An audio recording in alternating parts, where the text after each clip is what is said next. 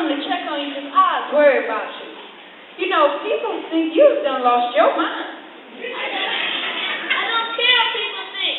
And yes, I have lost my mind. First I lost my mother, now I lost my wife and children. I have nothing. Nancy and the children was my everything. Harry, do you think you're the only one that done lost something? Do you? You're not. As a matter of fact, you lucky. Because at least you knew who your mom was. I didn't know who my mom was. All I knew was that she had long, pretty hair. She cradled me and sung to me all the time. Someone had to tell me that.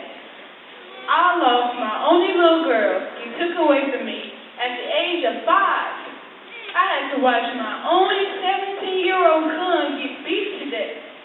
So do you still think you're the only one? Look at James.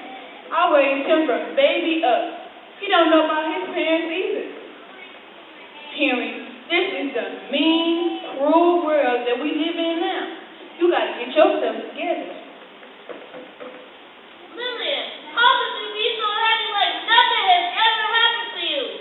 Henry, I have been hurt and torn to the depths of my soul, but I refuse to let anyone take my joy away from me. I think you two have something to be happy about. And what is that? Henry, this world we're living in is not ours.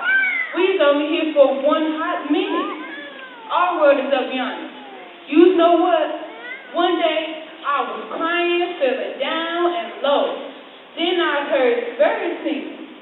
So then when I looked up at the two birds, they was happy and singing like they was in a world of their own.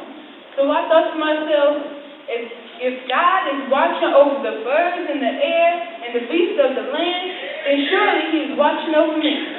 So get a song in your heart. Because all things work for the good. And you know what song I sing?